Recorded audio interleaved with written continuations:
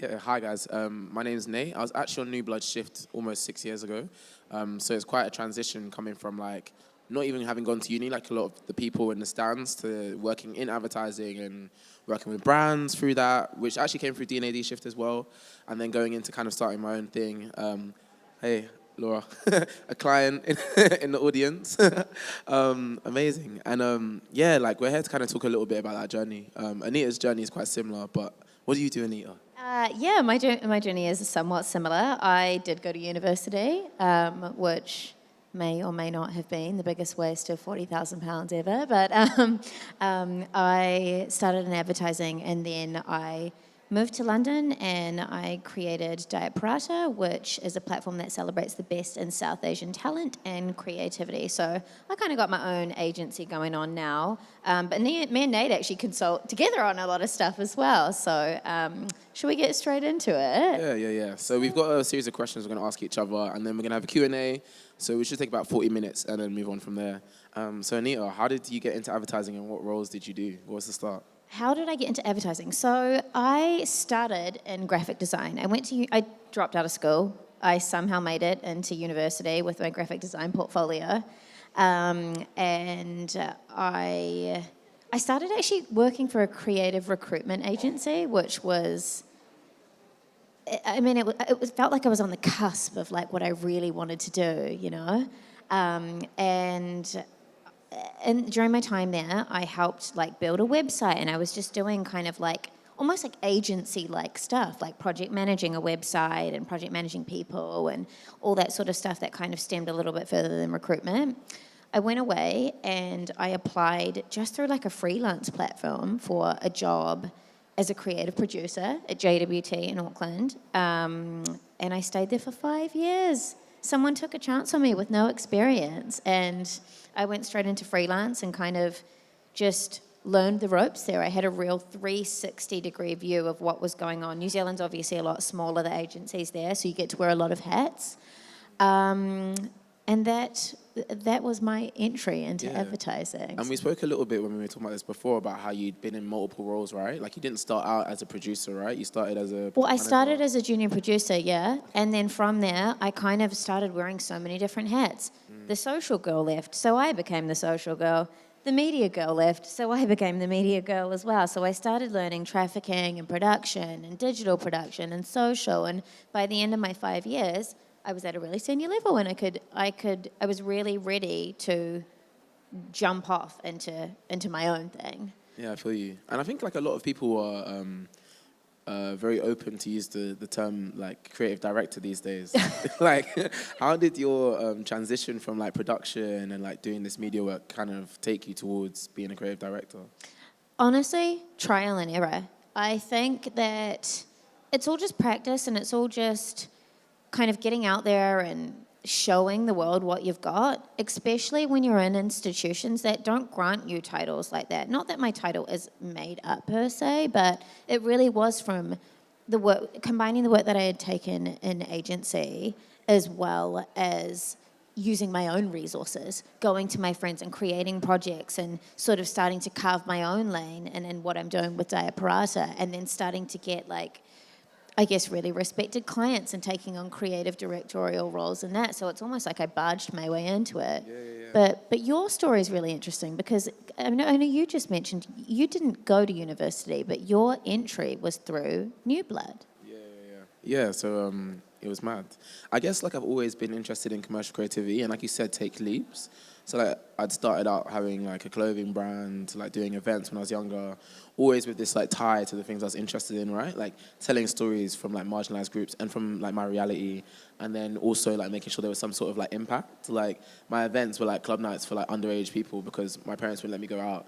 But then the money paid for me to go to Uganda to do a charity project. So it's like creating your own opportunities, right? Finding your own way in. Yeah, and it started off £200 that I had as well. So like I'd been doing this stuff, but I didn't know that it fit into this world of like commercial creativity. Like the door isn't really open to you. And I found out about it from a New Blood brief that my friend was doing in Bournemouth. He was on the visual communications course, and he used to do all my graphic design for my stuff. And he was like, "You should do this. Like you're a creative."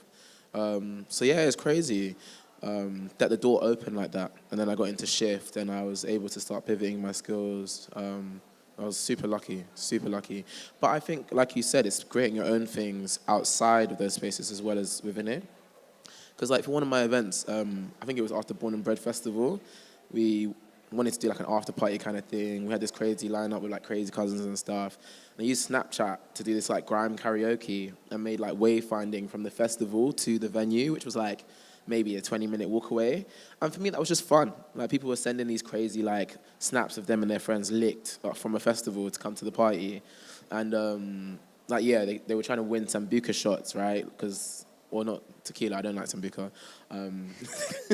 But like it was so that they could just come to the party and have fun doing it. And I didn't realize how much of a visual communications brief it was.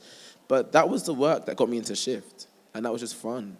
And that was the work that kind of helped me pivot into most of the roles I wanted to do after freelance. So it's like dabbling inside the spaces and outside. I think it's that you can go into advertising and learn to communicate, right? That's what we've been saying, like how to like take these tangible ways of building decks and actually give the right language to the work that you've been doing anyway, just because it's natural. And you got to follow those things that you want to take a bet on, right? And that's just what I was doing for a while.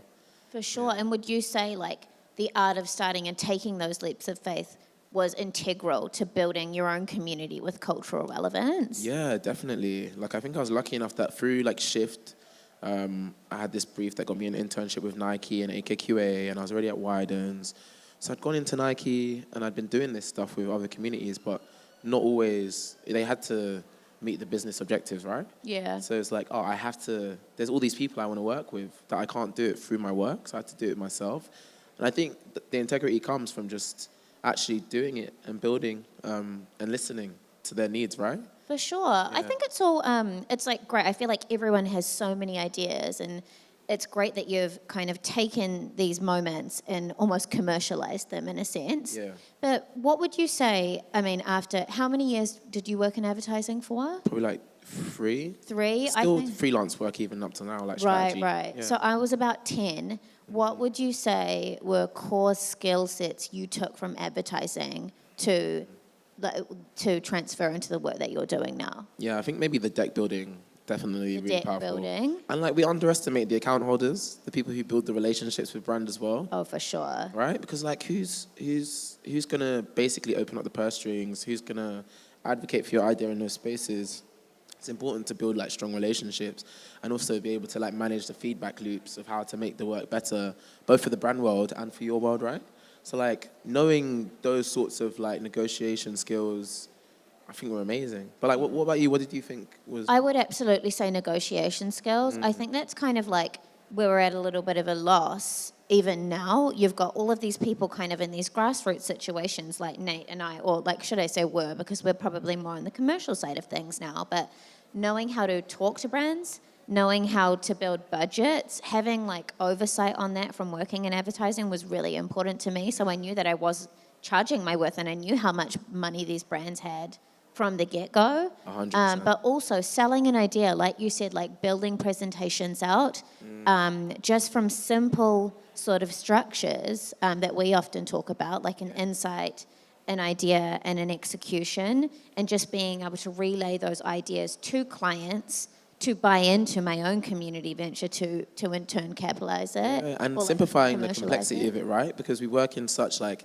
interesting and nuanced spaces. It's like, how do you make that simple for someone else? Like the deck I'm working on for this presentation tomorrow, was chatting to someone about like the presentation, how we're going through it, and they made this really valid point. Like this professor, is like when you make a deck, you need to make sure like you tell them what you're gonna tell them, tell them what you need to tell them, and then tell them what you told them, just so there's those summaries and like it feels fluid, right? Tell them what you told them, for sure. Right. I think it's, especially when like you're young and you're so full of ideas like I was, like I would trip over my own words, like even in a conversation between friends. So just being able to slow down and understand how to really, it will sell an idea, but get people excited about the idea in a way that you feel sure about yourself. I think if you don't feel sure about yourself when you're speaking, or you're also almost uncertain in your delivery, like that's what you're going to give off. That's what your audience is going to take out of what you've just given them, right? Big facts. And like now that like you've gotten to this point where you can build your own world and that like you can get the equity or the support that you need to kind of like make it a reality, how do you kind of build the cultural relevance and bring the people who it's for? Like, what's some advice there? To finding the people and like I guess garnering that community. I mean, my business, I started out as a mood board. Like, I really did. It was just about finding a niche and finding something. Nobody had really platformed the South Asian diaspora this way. Is there anyone that follows Diet Paratha here? You kind of, no, but that kind of thing hadn't really been done for the South Asian diaspora before. And so just gathering those images, building up this archive and kind of presenting it back in this curated approach, that was how I started to build community. It was through people that felt seen, people that felt respected, people that felt inspired. And again, just really looking for holes and looking for wants and needs in a community that didn't necessarily have these resources. Yeah, the research, right? For sure. Like, if you build the thing, the people will come, but it's also building the right thing. And I think juniors are really underestimated. I think like a lot of my time in advertising, I felt underestimated in terms of like, you have these crazy insights. Like, you are connected to culture. Pop culture moves through you on a day-to-day basis. You are connected to what's going on. So recognizing like the power of that, the needs, like you were saying, and building the thing, then people automatically come, right? You're serving what they want, right? For sure. It's just about connecting the dots and pushing forward together with the right types of support as well. I think it's really worth mentioning, I guess, the makeup of the agency that you might be in or the makeup of your workplace. I started Diet Paratha because I felt so unsupported in my advertising agency. I feel like the ethnic makeup was pretty shocking. I mean, we had, from a senior perspective anyway, people that are really making those decisions. So my kind of want to build a community with cultural relevance or my own community came from not feeling like overlooked and feeling left out and feeling unheard where I was. And I couldn't quite believe that, these people that had such a limited view of the world were responsible for communicating some of the biggest ideas to the biggest audience for the biggest brands in the world. Yeah, and creating behavioral change, like actually shaping society is crazy. But I think like at the same time, I had to recognize that everything in life is temporary, right? So sometimes you have to go through the spaces to get the skills and keep it moving. I was lucky that like coming through Shift and coming through, when I was at Wieden and Kennedy, I was on the Kennedys, their incubator program. Both these programs were tailored towards diversity. So me coming in as like a Black young queer person who isn't like trained in any of the like arts, like when it comes to universities and such. The spaces were made for me, which was quite nice. But you do sometimes, I guess, get that sense there's a distance, right? Like you are the one to be nurtured for a moment. And I think it was important to see beyond that bubble, to see that like, yeah, these spaces aren't actually made for me, even though I was within the space that was.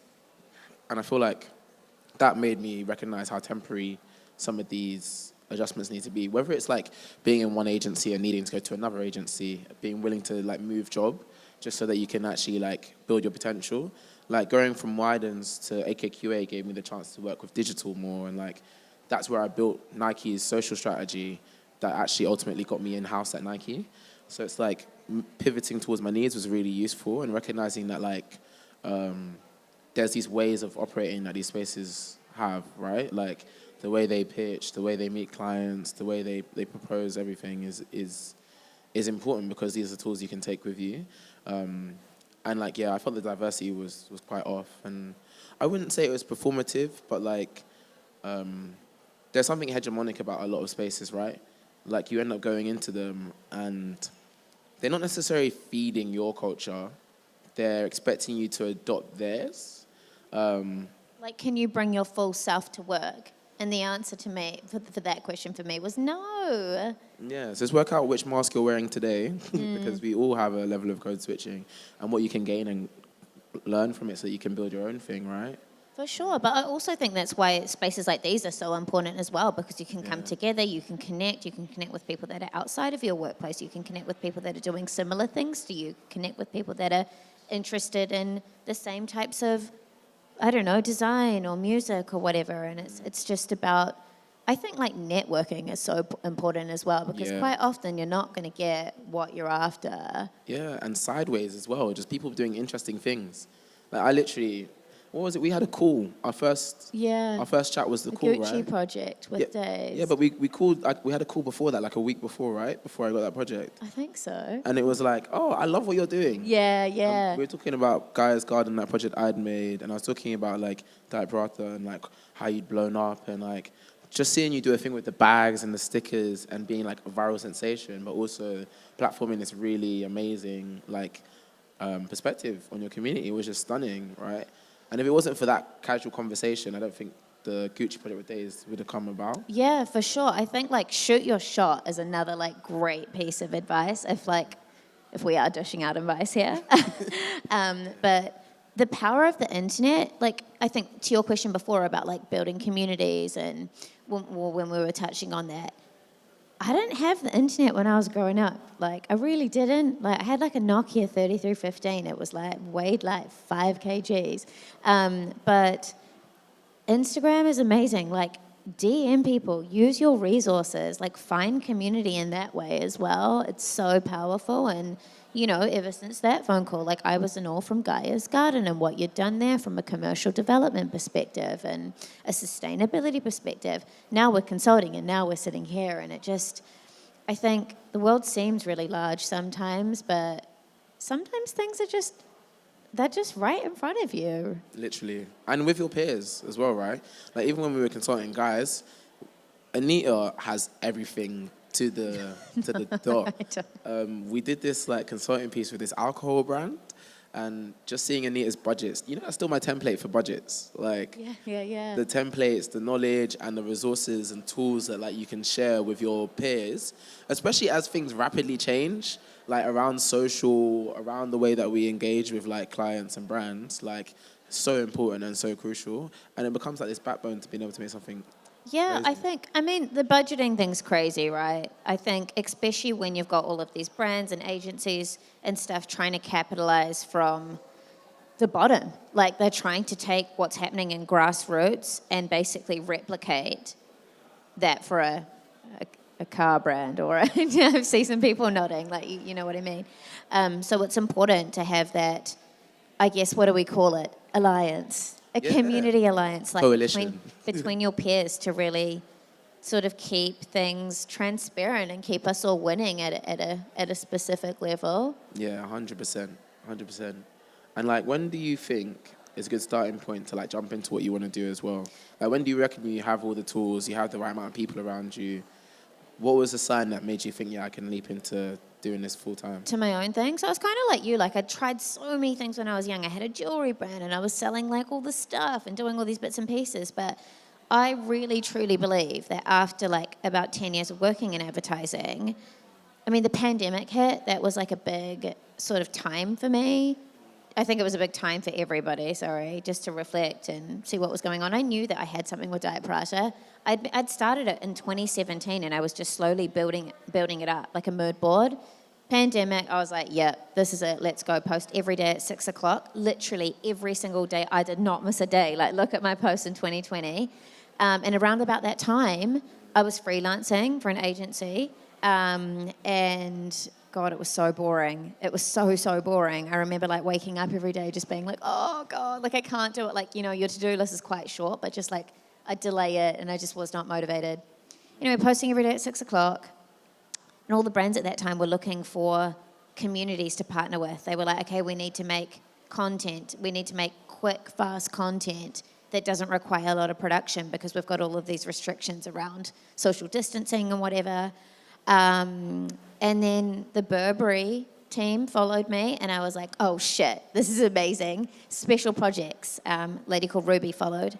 And because I'm from advertising, I had a document that kind of outlined exactly what Diet Paratha was. I didn't have any press pieces at that. I think I had Dazed 100 maybe.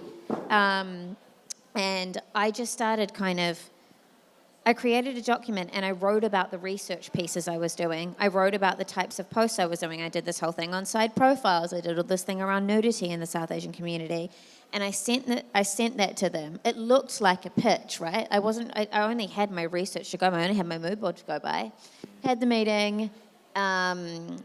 And then that afternoon, they rang me back and they were like, we feel like there's an opportunity to work with you right away. And then I quit my job literally that day. So that was when I felt like it was time. But when I felt like from a skill set perspective, at that time I was 31. And I felt like because I'd had so much experience, I'd done so many things, tried and failed. There's so much merit in trialing and failing. But at this point, at 31, I was like, I know now that when I strike, I can strike with a laser precision, and I'm ready. I just felt really ready. I knew that I'd learned from so many of my mistakes. But you've got to make those mistakes as well, right? To you're consistently learning. Yeah, and it's like, I guess those skill sets that showed up again as well. Like your introduction deck is incredible. Like it's artwork to the T. The imagery is really nicely researched. The points are clear. Even like the metrics around your audience and stuff. Yeah, for sure. And I took that from advertising. It's kind of like, I'm sure you guys are all advertising adjacent or either work in, like you've kind of got that feedback. I see some nods down here.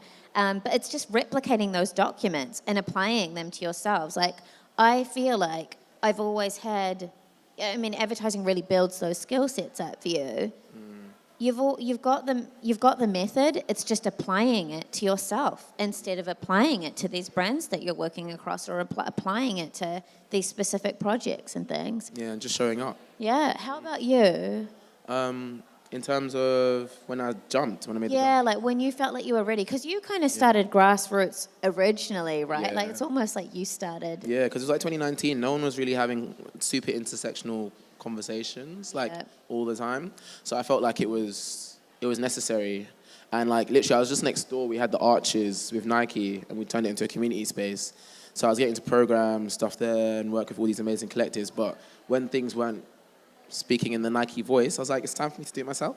Yeah. And I think that also speaks to like financially as well. Like I would not have been able to like do that in such a free way if I wasn't working 3 days a week at Nike. Like I'd negotiated my contract down so that I could actually do my own thing on the side and it wouldn't be a problem. I spoke about how many days I wanted to do. I also made sure I got the brand to upskill me. Like since I haven't gone to university, I do a course every year. Every year I'm trying to learn and grow, and I think it's really important to work out what your growth for this year is just so you can pivot. And at that time I wanted to do like arts management and cultural production. I wanted to focus on that. So they paid for me to do a short course at CSM and apply it to their space. So all of those skills that I had from those 3 days a week, I could apply to Play Nice. Like all of the small bits I was learning on After Effects, I could use to make all the videos for the promos to the workshops I was doing and the conversations I wanted to have. And like you, I was like having this deck and waiting for the right conversations to pop up, the right people to follow me from making it. So then I could open the conversation up with Culture Mile, which was like Barbican and London Symphony Orchestra and those. So it was like, I had to make sure I had this financial grounding. I knew what I was getting from the opportunities that I had so that I could make the opportunities that I wanted and jump into it, right? Because it's like... You were ready to strike when the opportunities hit. 100. I think that's like another core thing that I've learned from you is like that information exchange. Like places are not always going to have budget. Okay, so if we're talking about like advertising agencies, like if you're working in it, like take as much as you can. But when you're working with brands, it's like, what is that kind of exchange? Sometimes they're not in positions to pay you. Like I've done so much stuff for free, guys. So much stuff. I still low-key do a few things for free. And I think it's about how do you see that opportunity working towards you? Yeah, because value exchange is important. And like I think like every opportunity should be equitable in some way. Yes. But like money is just one form of currency, right? Like there's like your social currency in your cloud, which is very basic. But there's also like the skills exchange. There's the audience exchange, people that you want to talk to and explore collaboration with. There's a chance to just explore something new, like publicly. And like, when it's agencies, definitely get yourselves paid. I feel like advertising is like a £2 billion industry, I believe. So when it comes to working with those places, don't let them extract from you. But like, be aware that like not everything that you want to do has monetary value applied to it, and like you need to recognize what you want to take from it, right? And be open with that and quite direct with it. Like, I always want a slow yes. Like if anyone says yes to you immediately, like they had more in the back. So it's like Not necessarily, but I hear where you're coming from. make them think about it, right? Yeah. But also give in a way that allows you to grow outside of just money. Like it's very like singular to think in that way. Super important. Hear that. Yeah. So on that, is there a piece, I mean, we both worked in advertising for a while. Is there a piece of information that somebody passed on to you, or a piece of advice that someone has passed on to you while working in advertising that stuck with you today? Maybe just dream bigger. Dream bigger. Yeah, like if you shoot for the stars and then you land on the moon. So often we try to do what we think works, try to make like, this is how it will live on Instagram, like these really like flat mock-ups. But like asking yourself the right questions rather than looking to have an answer is the best way to make great work, I think. And I learned that just from watching a couple of people that I was working with, both when I was in-house at Nike and like before at Widens, in terms of like how to think like about what you're trying to solve. Yeah, Yeah, for sure. rather than what you're trying to make, right? But what about you? Mine was just start. Like, you can talk about something for as long as you want to, but the art of starting is so powerful, and it really does sort of separate you just having an idea and speaking about it, and actually having something physical and like a base to jump off of. I think there's this one exercise at, if you're feeling a little unmotivated, which I consistently was in advertising, let me tell you. Mostly because I find it really hard to work like 8 hours a day for 5 days a week. Like, who is on 8 hours a day, 5 days a week? I'm sure there's some of you out there. But for me personally, like, I'm really not concentrated for that, like, for that amount of time. And I think that starting a task for like 5 minutes, you know, if you allocate 5 minutes to doing something you don't want to do, it's a small exchange. It can really help you sort of bounce off. And it's the same thing with the art of starting. If you allocate 5 minutes to starting something, how can you take an idea and turn it into reality? So that was crucial for me. And like, I think as well, just having the list is really important. But I find it hard to start the thing that I don't want to do. But I think it's because I'm neurodivergent, like ADHD. So one thing that's really helped me the past year is definitely like having the list and choosing the thing that I'm like, oh yeah, I could just do that now. Because then you'll like hyper focus and be like intent in getting it done. And just like not measuring yourself by like completely finishing stuff, but just like you said, starting and showing up and like contributing to things so you can chip away at it. Like consistency is key, whether it's like building the platform or just trying to get into the work, right? Yeah, no, absolutely. So where, you know, like we, as you know, we were in advertising and now we're doing our own thing. Where would you say like you look to advice as kind of being outside of this advertising realm? Like, and I mean, at work, in an agency, you've obviously got like tiered levels of support, right? You've got someone really senior, you might have a line manager that you're reporting into, you might have creatives that you're working across, you've got, you know, there's a whole sort of workforce of people to rely on. Where do you look for advice when that is not necessarily available to you as a consultant on your own, or like working in smaller teams, or even managing a team? Yeah, I mean, managing a team is a whole different thing, right? Yeah, let's leave that one. Yeah, that one's a whole different thing. Like managing a team, like 2021, having like 16 people in 1 year is insane. It's another skill set because you have to plug into people, right? So you can't really do anything other than go for like leadership courses for that one and like really listen to the people that you're working with and meet their needs and work out how you're exchanging with them. But I guess for myself, it gets lonely, doesn't it? Like, yeah, for sure. You really end up in your head and like wondering, am I making the right move? Like, where do I set the boundary? You know, with a lot of clients, it's really difficult to like know when to stop because they might just ask you for something outside of the scope or not want to work on the way that you work that is actually like efficient and has cost benefits. Like, so am I not communicating enough? La la la la. But I think it's peers, right? Yeah, for sure. Yeah, like we speak a lot about things that are going on with clients and stuff, and like how to navigate it or how to word emails. Even more recently, everyone uses ChatGPT for these. Like, I love ChatGPT. Oh my God. it's crazy. Like whenever I need to like manage the sentiment of an email, I write what I'm thinking, and I'll put it into ChatGPT, and say, hey, change the sentiment of this email so that it is more assertive, doesn't bear responsibility, like, stop using I or you, use words like we so that we can have a shared responsibility, and just help it to like kind of ease the stress and the pain of like trying to communicate efficiently, I think is really useful. And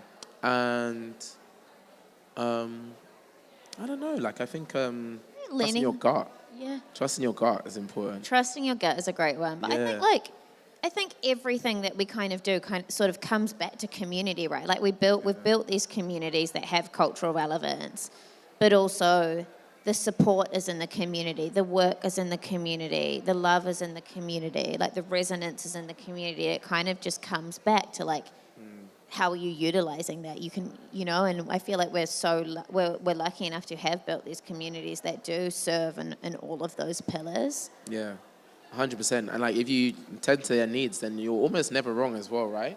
Which is a really powerful place to come from because you've done the research. Always want to do research first. Like co-creation is so amazing. Like even the projects that we've worked on together, right? Yeah. Yeah, like we've come to like a point of like, this is how we should build the project A. This is how we should interact with different stakeholders, or how we should inspire them to interact with each other. Fresh ideas, a fresh perspective. Yeah. So on those perspectives, we do so much different stuff between the two of us. We never really have our fingers in one pie. And I mean, in terms of when you go out on your own, it is almost quite hard to sustain yourself financially, right? Would you say that it's almost crucial to have a lot of things going at the same time to sort of help with the potential anxieties of that finances can bring? Yeah, I mean, like even like with advertising and stuff, right? Sometimes working on these brand campaigns is not exactly making the work that you dream of, right? Like, they say in advertising you get paid to dream, but these days we have so many dreams of our own that we know are powerful and have the ability to shift the way people see things and we want to do instead. But like, at the same time, being able to use that superpower for brands is useful. And I think we let ourselves get blinded sometimes by like the shininess of our desires and the things we want to make. So like working out how to oil that machine, like I know that I can do strategy for brands very well. I know that I could knock out a campaign for them that's 360, that has all the right mapping talent-wise, that has all the right ways of communicating on the platform, tone of voice, and like the overall messaging, formats, and the way that it's going to come to life within a couple of weeks. So now that I know that that's something I can do, like on my own even, like that's a machine that has to get oiled so that it can sustain the other things, right? So like I'd say maybe have like maybe one or two things that you can oil really well that's going to pay your bills and fund the lifestyle. I would completely agree. I know that like a lot of the questions that I get asked is like when do you feel like there's a lot of fear around finances, right? When you have a stable job, you've got a consistent income, and I think you're right. It's about kind of having those transferable skills, which I personally took from advertising: presentation building, speaking to clients, budgeting, which has then sort of like led itself into culture curation. You've sort of got different avenues to stem off into, and that's kind of where you get that multi-hyphenate from, right? Yeah. But it's true. I think you need to be, like when you jump off into your own thing, especially out of advertising. Yeah. What do you think the future is for like commercial creativity? Where do you think things are going? Honestly, I don't even know what I'm doing tomorrow. I think it's really exciting, and I think it really is up to you guys, to be honest. Like, I don't know, I'm doing my own thing. Like, I do the stuff that I want to do. I think that it's so exciting, like, with AI and, like, having all of these tools. And personally, I know there's a lot of people, like, they don't love that sort of stuff, but I really feel like we can use those ideas to really advance what happens in the future. So in terms of commercial creativity, I mean, I think it's about to get really wild, but in a really good way. What about you? Yeah, I'm with that too. I feel the same. Yeah. I think, like, we're starting to see that, like, tech owns everything already, right? So there's no point in trying to be like, I'm trying to create an app. Like, it's not 2007. So, like, I feel like right now it's like, how can people build their own platforms? How can we, like, increase like plurality, the idea that there's like multiple different stories or like multiverses essentially that sit around a single product or thing. And I'm just excited for people to like really step into their perspective and like really start to communicate that in a way that like gives things purpose and meaning. Like I think that's really powerful. And I think like culture's starting to stagnate with like Instagram a little bit. Like you don't see many new design trends anymore. Like it feels like everything's been done at the minute and like everyone's using the same formats for everything. So I feel like we're going to see a shift somehow, somewhere, where people are like starting to move, maybe more in real life. Maybe. I still feel like TikTok is really innovative. Like the art of storytelling on TikTok do you guys use TikTok? I would encourage everybody in here to get on there. The reach is incredible. It's kind of like, so like back in the day, like I used to make like banners for websites. Does anyone even know what that is? Like, but banners is basically like, the way that TikTok is set up is kind of like digital banners. It's like there used to be specialists that like wrote for digital copywriting, but I feel like you guys are like, as digital natives, like you can tell those stories in short time spans and really get the message across. So I don't know. I just really love that form of storytelling.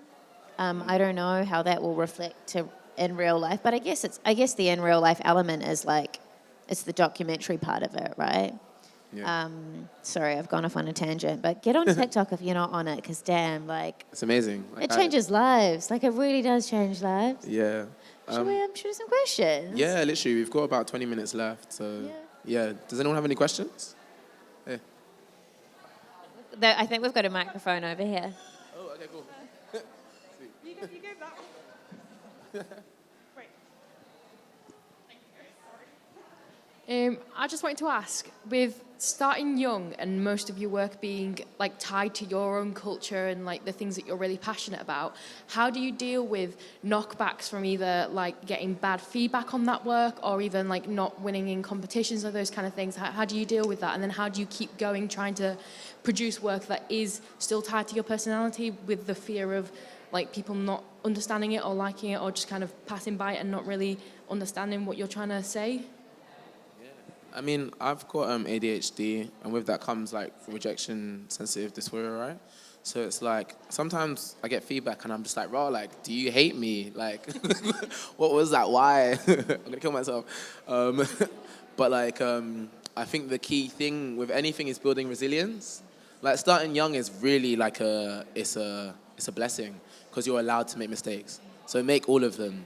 And then throw your hands up in the sky and like, oh, I didn't know, like, it's my first time. Like, you can't do that when you're really grown, right? Like, there comes a point where you're like, I have to be sharp. People still do it, though.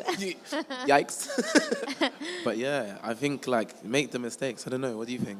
I think, you know, I just don't care so much what other people think. I think if there's something like that is culturally insensitive, I'm absolutely about trying to rectify that.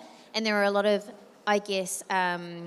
like, it has been a learning curve for me because nothing has really been done like this in the South Asian sphere before. So people are hypercritical, especially because there are so few South Asian stories being told that everybody expects all of their hopes and dreams to be told in one person's story. But for me, it was just about understanding that not everyone's going to like everything.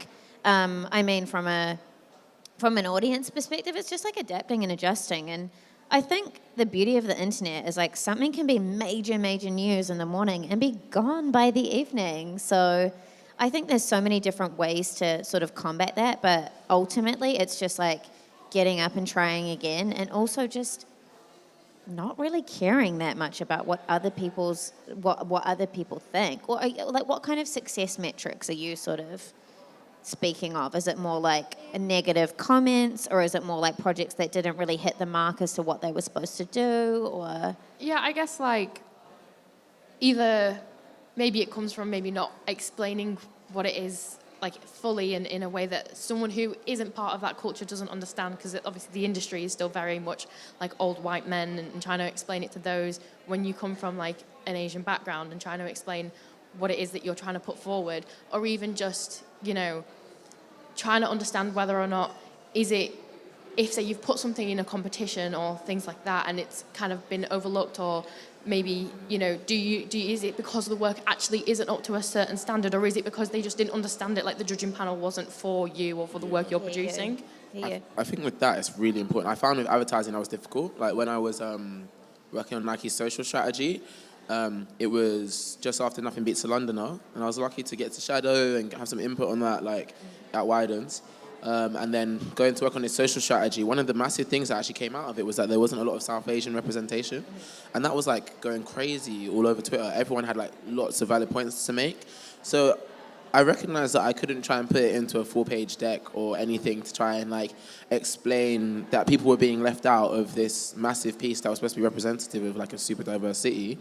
I just had to send the tweets. And I think it's like recognizing that like the medium that you send your messages with can be just as powerful as the message itself. So like sometimes it's like spoon feeding in a way that doesn't like exhaust you, like making sure that people see and get like updates on the things that you're trying to look at, and making sure that the storytelling comes out in the piece that you're selling overall. That social strategy that I made was not about like posting a certain many times a day. It wasn't about the sorts of influencers we want to work with. It was about building content franchises. Because at the time, I felt like there were a lot of intersectional people who were being left out. And so I was like, we need to tell the stories. So I came up with content franchises to see it as an editorial platform, which is quite common now. But like that was the answer instead of doing something that was just about likes and impressions and views. So I think spoon feed information as you can, like trying to make sure that people are aware in a tone of voice that you don't have to like curate for them as well consistently all the time, because that is exhausting in itself. And then making sure that whatever you present to them is unconventional in the sense that it speaks to what the answer needs to be, not just the platform it needs to live on, if you know what I mean. Just to add to this, sorry, I know this question's kind of dragging on, but I think it's really handy to know exactly, like just on the other side of that, like that was like brilliant advice. But on the other side of that, I think it's really important to know where you sit on the scale of really good work to really bad work. And that is up to you to learn, like with your eye, to understand, like, is this hitting from a communication perspective, but is it also hitting from a visual communication perspective, right? And I have submissions every day to Diet Paratha, and I'm always kind of like, okay, like what fits within this sort of top tier curation? And it is kind of tricky when people sort of, sometimes people get really upset. And the fact of the matter is that sometimes the work just isn't up to scratch. And I think it is an invaluable skill to really understand where you sit on the scale, not like as a negative, but as a positive, to improve and get better and have something to aim for. If you want to be the best of the best, who do you see as the best of the best, and kind of scale it. Thank you. Any other questions?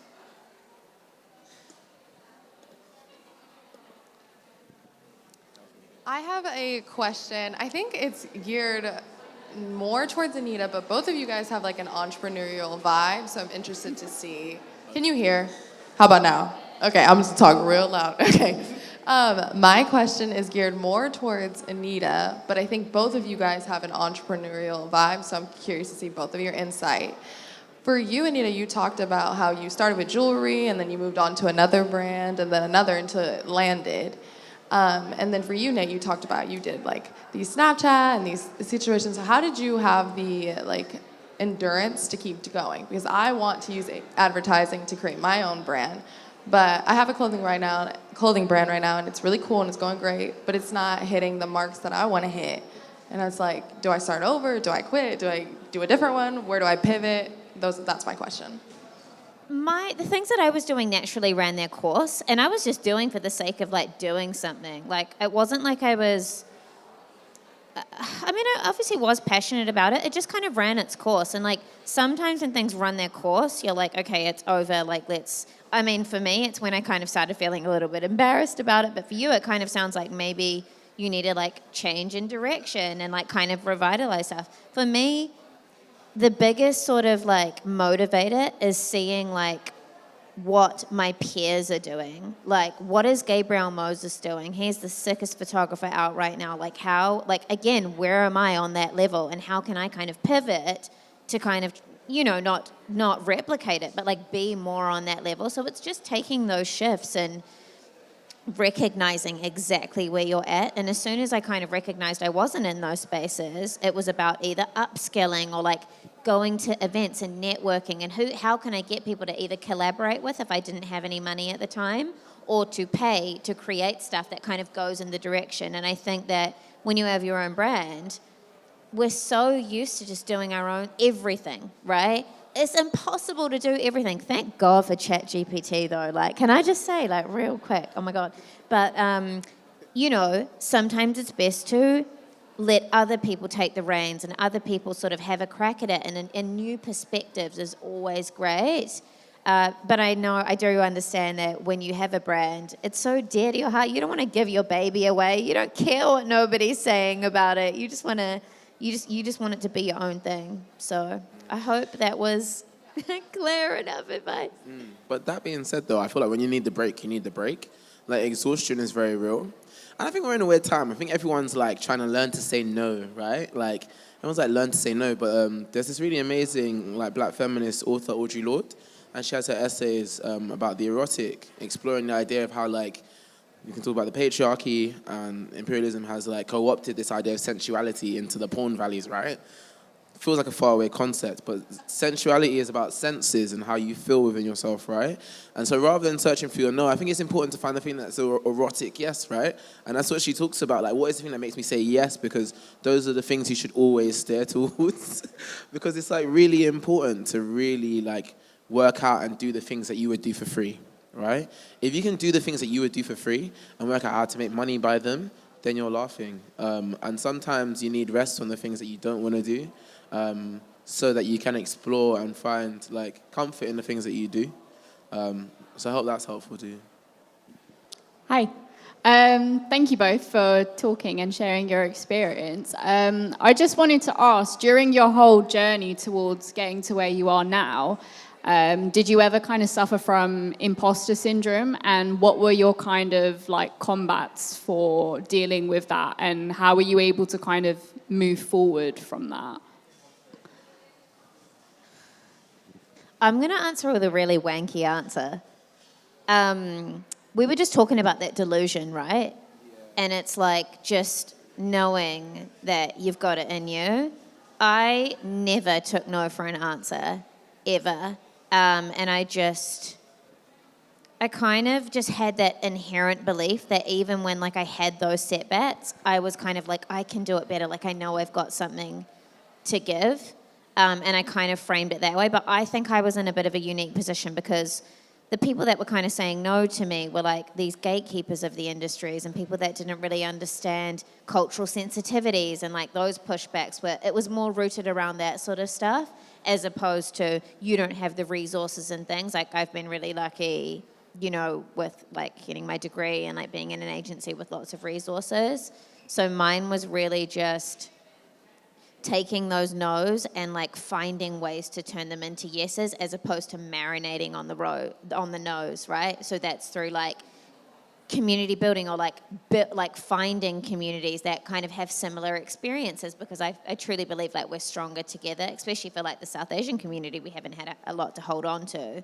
So just, I guess, I don't know if I've really answered that question right, but like I feel like it's that sort of delusion, like I just didn't take the no, and I didn't I kind of just had this inherent belief that even personally, I was just like, God, when is our time coming? You know, it's kind of like stems from childhood almost. I didn't want to give up on that. But can you kind of speak to the imposter? The imposter syndrome. I mean, like, Yeah. I feel like if your next move doesn't scare you, you're not making the right one.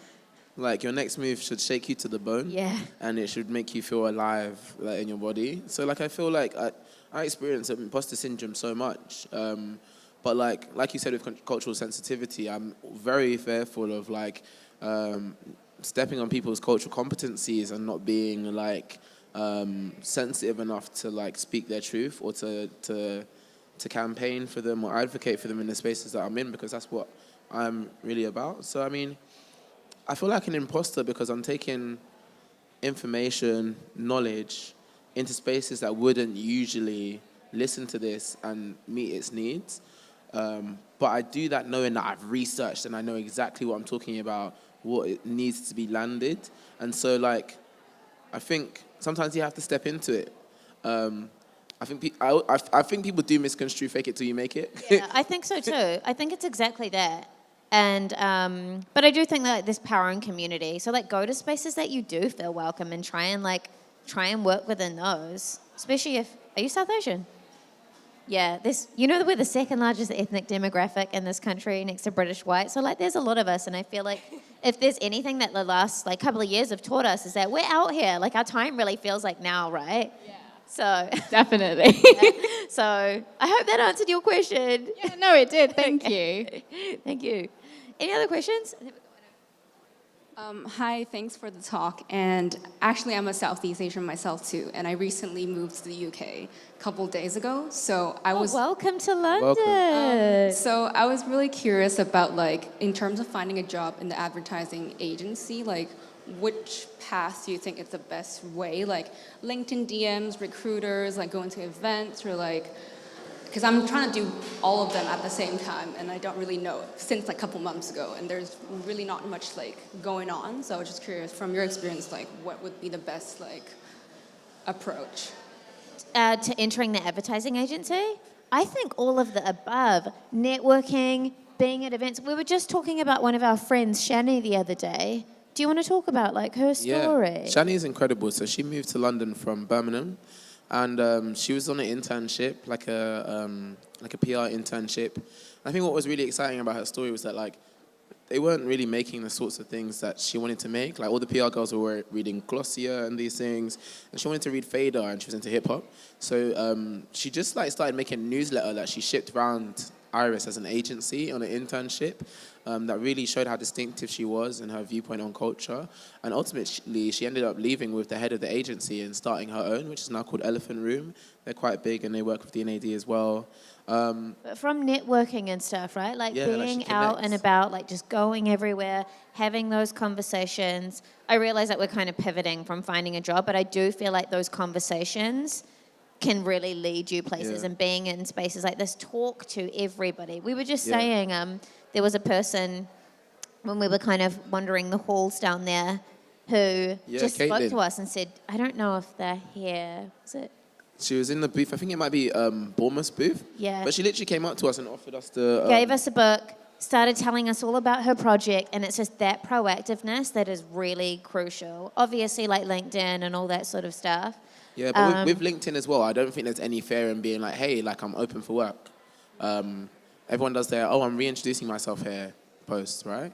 And I think a lot of these agencies like Mother London around the corner have events on where they showcase like new directors who are on the up. So going to different things and meeting people there and just like being vulnerable in like what you're looking for. Like if you're looking for a role in strategy, in accounts, as a junior creative, these are very like accessible and normal roles that can fit into these spaces. So asking what opportunities are there, connecting with people on LinkedIn. When I first started out after the shift, I would make sure I went for coffee with people whose work I loved. And I always had like about 5 questions that were really genuinely deeply about their process and the way they look at the world. So I could bridge a real connection. So I feel it's always good to just like put yourself out there, have conversations and explore stuff from like your perspective of people's work, especially in advertising. I think just to add to that, work-wise, like whenever I'm hiring, I'm always like, I've just started looking at CVs, even though I think that's so boring. Like they do work. If your CV is stacked or your portfolio, like I'm not sure what you do, if you're a designer or a creative or a project manager or an account person. I'm a creative. You're a creative? Yeah. Doing personal projects is, I mean, like we were talking about before, when you're working in an agency, you're most likely going to be working on a car commercial or like, do you know what I mean? Like stuff that can be exciting, can absolutely have capacity to be exciting, but more often than not, just kind of follows a shape and form of what the client has outlined in a brief, a very specific shape and form. Creating your own projects and showing people that you've got that excitement, that you've got that hunger, and you've got that kind of passion and drive and vision is like it's like like the hypothetical projects, right? Like those are what really sort of stands out for me. Yeah. Thank you so much. Yeah. think that's all. No one else? Amazing. Cool. All right, well, thank you for having us speak with you. It's been amazing. Yeah, really enjoyed it.